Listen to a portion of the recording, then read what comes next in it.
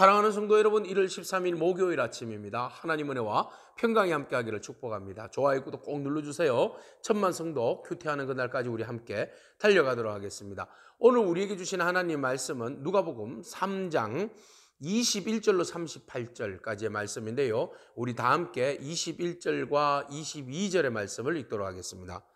백성이 다 세례를 받을 때 예수도 세례를 받으시고 기도하실 때에 하늘이 열리며 성령이 비둘기 같은 형체로 그의 위에 강림하시더니 하늘로부터 소리가 나기를 너는 내 사랑하는 아들이라 내가 너를 기뻐하노라 하시니라. 아멘. 예수님께서도 사람들과 동일하게 세례를 받으셨습니다.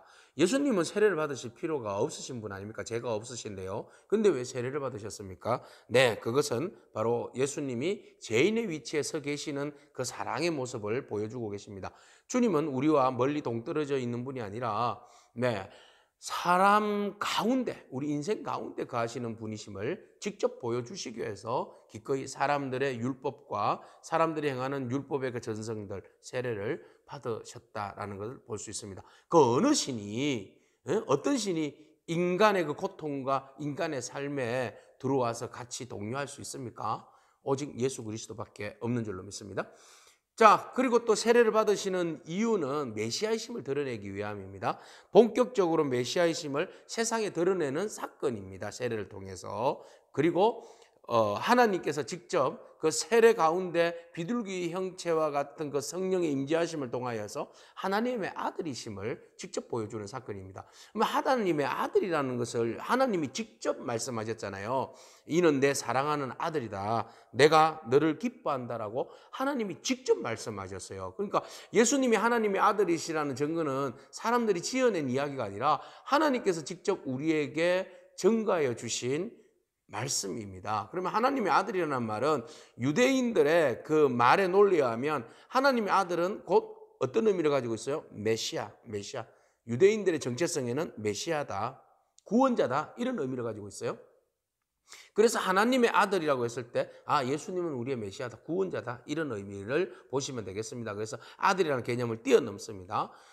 그래서 예수님께서 이 세례 사건을 통하여서 엄청난 그 정체성을 드러내시는 거죠. 이 땅에 예수님께서 왜 오셨는가를 보여주고 계시는 거예요. 메시아로서, 하나님의 아들로서 우리를 죄에서 구원하여 주시기 위해서 오신 분이시다라는 것입니다. 자, 예수님께서 세례를 받으실 때에 보면 우리가 빠뜨려 놓을 수 있는데요. 정말 중요한 부분이 하나 있어요. 예수도 세례를 받으시고 기도하실 때에 하늘문이 열렸다. 할렐루야. 오늘 이 말씀 우리가 적용하기를 축복합니다. 예수님이 세례를 받으실 때에 기도하셨다. 기도하였더니 할 때에 하늘문이 열리고 성령이 비둘기 같은 형태로 예수님 위에 강림하시고 그리고 하늘로부터 소리가 나서 내 사랑하는 아들이요 내 기뻐하는 자라, 이런 말씀이 들렸다는 겁니다. 예수님은 어떤 사역이든 무슨 일을 하시든 항상 그 사역의 중심에는 기도를 빠뜨리지 않으셨다는 겁니다. 오늘 우리가 무슨 일을 하든 어떤 일을 계획하든 여러분 기도로 시작하기를 축복합니다. 기도할 때에 하늘문이 열리는 역사가 일어날 줄로 믿습니다. 자, 그 이후에 예수님이 누구신가? 예수님께서 23절에 보니까 본격적으로 공생의 가르치심을 시작하실 때에 나이가 30쯤 되었더라, 이렇게 말씀하고 있어요. 그래서 우리는 예수님의 공생애를 3년간 30에서 33살, 30에서 33살까지 우리 3년간을 우리 예수님의 공생애다, 그렇게 누가복음의 기준을 통하여서 우리는 알 수 있습니다. 다른 복음에서는 그가 50도 안 된 나이, 그래서 예수님의 나이에 대해서 좀 헷갈리는 그런 이제 학자들 간의 의견이 분분하지만, 그러나 누가복음의 말씀에 의하면 예수님의 연세가 30세에서 공생이 시작되었다, 이것을 우리가 짐작할 수 있습니다. 자, 예수님이 사역을 시작하실 때에 예수님에 대한 그 족보를 이야기하는 거예요. 그러니까 이 사람이 누구냐 사람들이 묻잖아요. 근데 누군데 이런 사역을 하느냐라고 지적했을 때에, 의문을 제기했을 때에 우리 예수님은 이런 분이야 라고 이야기합니다. 근데 마태복음과 누가복음에서 예수님을 소개할 때 족보를 소개하고 있는데 그 족보에는 차이가 있어요. 마태복음에서는 아브라함부터 시작해서 아브라함의 자손 예수 그리스도의 세계라, 족보라, 이렇게 해서 쭉 이야기하잖아요. 아브라함부터 시작해서 하향식으로 쭉 해서 예수님을 소개하고 있어요. 근데 누가복음에서는 예수님부터 거슬러 올라가요. 요셉의 아들, 이렇게 해서 아들이니부터 아버지 요셉부터 시작해서 예수님 요셉부터 쭉쭉쭉쭉쭉쭉 이렇게 상향식으로 올라갑니다. 그래서 77명의 명단이 지금 쭉 나오는데 맨 끝에 보세요. 맨 끝에 38절에 보면 그 위에는 에노스요, 그 위에는 셋이요, 그 위는 아담이요, 그 위는 하나님이시니라. 놀라운 사실입니다. 쭉 그슬로 77명은 쭉 그슬로 올라가니까 맨 위에는 아담 있고 아담 위에 하나님이 계시더라. 그러니까 예수님의 족보의 시작은 하나님으로부터 시작되었다 이 말입니다.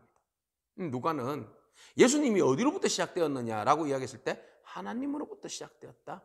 하나님의 아들이시다. 메시아다라는 것을 말해주고 있어요. 그러면 아담은 인간의 제일 첫 표상입니다.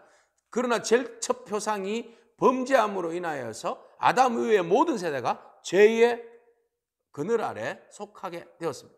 그런데 여기서 아담을 넘어선 하나님이라고 이야기했을 때에 예수 그리스도는 아담을 넘어선 하나님이시다라고 말씀하실 때에 그것은 바로 두 번째 아담. 첫 번째 아담은 실패해서 죄의 영향력을 세상 사람들에게 이어줬다면 두 번째 아담, 예수 그리스도는 아담이 실패한 그 모든 것들을 죄를 짊어지심으로 인하여서 모든 죄를 해결해 주시는 구원자 메시아로서의 역할을 감당했다라는 것을 우리는 여기에서 간접적으로 보게 됩니다.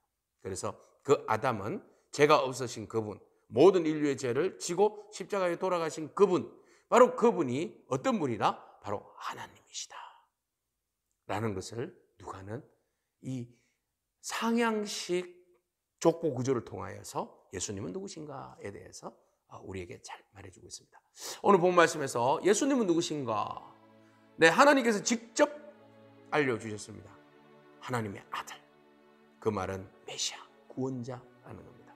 오늘 그 하나님의 아들이신 예수 그리스도께서 온 세상을 구원하시는 그분이시라는 사실을 여러분 기쁨으로 받아들이고 예수님을 더욱 사랑하고 예수님을 더욱 사모하고 그리스도께서 우리의 죄를 위하여서 이 땅에 오신 하나님이시라는 것을 더욱더 감사함으로 믿고 섬기는 저와 여러분에게 축복합니다. 기도하겠습니다.